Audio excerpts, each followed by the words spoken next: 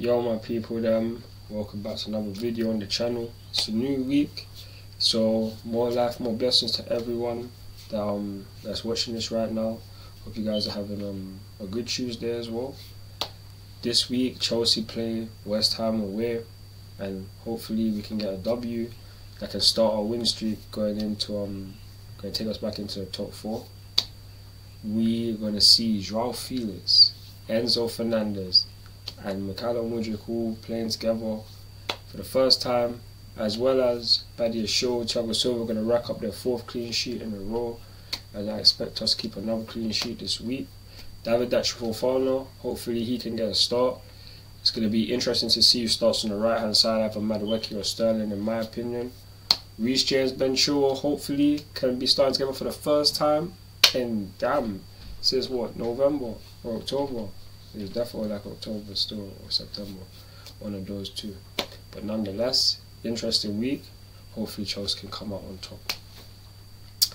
But as of today, we're going to be going through the news in terms of Thiago Silva, Pierre-Emerick Aubameyang, Datro Fofana, and Sofyan Amrabat. I think he's from Fiorentina, if I'm honest. So yeah, man. So we're going to start off with Thiago Silva. And Thiago Silva, he is on track to be signing an extension at Chelsea. Talks are progressing very well, as what is expected. Thiago Silva loves the club, and he is just fit for the team. When now with the fact that Jorginho has left, Azpilicueta is not on the pitch as often, he is really the only leader we have that's really starting week in, week out with the experience that he has, and to do the things that he does. I don't understand. He should definitely be, for me, the best Premier League centre-back, due to the fact that he's 38 years old, and what he's doing, he's single-handedly, like for me, single-handedly making us keep clean sheets most of the time, whether that's him positioning players in the right place in order to make the right tackles and such, and him just being an old monstro, being like he doesn't make any mistakes hardly ever. So for me, at 38 years old, he's going to be signing another contract, and hopefully will be here past his 39th birthday. He is a legend. Age is like fine wine. I would have loved to have had him here during his early years, in his early 20s and such, but thank God we have him right now, and he'll be signing a new contract soon enough. But yeah, now we're going to be going on to Sofyan Amrabat, and this is what Fabrizio Romano had reported, and it's like Chelsea explored Sofyan Amrabat as a deadline day option before completing the signing of Enzo Fernandez. Obviously, direct contacts took place, but Fiorentina were never willing to let him leave on loan. But nonetheless, that was just a backup option due to the fact that we might not have got Enzo Fernandez. Personally, that could just be, for me, just all chattings, because how do we know that these guys weren't there, like just doing all of this stuff just to get more eyes and views on different people's stuff? Because everyone probably knew that Enzo Fernandez was going to sign from Chelsea, because it was due to the fact that previously, like a couple of days prior, the president had said that we're not going to keep a player here if he doesn't want to be here. Enzo stayed on 2 different occasions that he didn't want to play for you guys, and as soon as bids came in from Chelsea. For me, I felt like it was always going to happen. It happened so late, nearly practically the end of the deadline day. Why? Because maybe Sky Sports, Fabrizio, everyone just wanted all the eyes to be on this thing at this time. You get me? The more it builds, the more people they can add to it. So I'm just going to keep that as my view. You guys let me know if you agree with that, yes or no. But that's with Sofyan Amrabat. Yep, Enzo is here now. We do not need him. But now we're going to go on to Pierre-Emerick Aubameyang.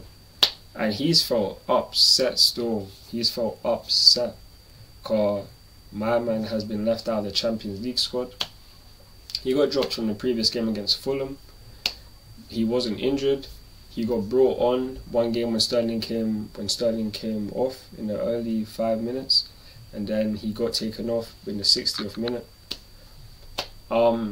It's peak for him, because for me, it's only right that this happens. I'm sorry, Aubameyang, but you just do not do enough. Like, he's going to be looking for other options in the summer, which is not a surprise. Like, there was rumours that maybe he could have gone to Barcelona during January, or LA Galaxy might be interested in him in the summer. But nonetheless, he eventually is going to be leaving Chelsea because he just doesn't have a future here. Thomas Tuchel is the only reason why I could understand why he was here in the first place, and he got sacked a week after, not even like within the first week of Aubameyang being here. So it's peak for him, but nonetheless, it is what it is. I'm not against it. It might be unfair. I agree that might be unfair, but life is like this. When we're trying to be winners, we can't allow people that are not going to be doing enough for the team to be in the team. That's just wasting the space for another person. So it is what it is. And now we're going to go on to Datro Fofana, and saying that Chelsea are not currently negotiating with Galatasaray to loan out Datro Fofana until the end of the season. Fofana is expected to stay, and probably due to the fact because there was rumours that maybe he might have got sent out on loan. Personally, I didn't want that. I've always wanted to see Datro Fofana get a start in the team. So for me, I'm going to be honest, I'm happy to know that we're not going to be sending him out on loan. He's going to be able to stay here, of course, and hopefully he can get some chances, especially this week against West Ham. Because if he can start a couple games, get a couple goals, that's doing better than whatever we're doing right now. Because let's be real, like 5 goals in what? Like 5 goals in like the last 12 matches maybe, it is peak out here. Obviously that could be wrong, but nonetheless, in the last 3 matches we've had 1 goal. That is absolutely poor.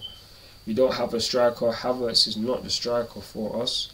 He is not the striker, and we need to put someone that's actually up there that can threaten a chance, because Fofana did have the best chance of putting us ahead, if I'm going to be honest. He just unlucky that he put it at the near post, where if he went to the far post, it would have been a goal. But nonetheless, these are things that happen. He's only 20 years old. It's going to take time to learn. But at this day and age in the Premier League, what do we have to lose? We're already like not necessarily likely to get top 4, but at least if we start winning games with someone like Fofana in the team, that adds more to us. Not starting Kai Havertz. These are the same problems we've been going through all this time, whether he scores a goal or not. We need to start something new, and Datro Fofana needs to be that something new for me. So hopefully he can get a start this week, and yeah, that's gonna be really it for the news today. I hope everyone's had a good day today, and hope you guys have a good Wednesday tomorrow. New week, more blessings, more life to everyone that supports the channel. It means a lot to me. And yeah, remember to follow me on Instagram, Twitter, TikTok, Snapchat and Facebook for more Chelsea content. I'm CFC Realist Blue, and I'm out. Peace. Come on Chelsea, come on Chelsea.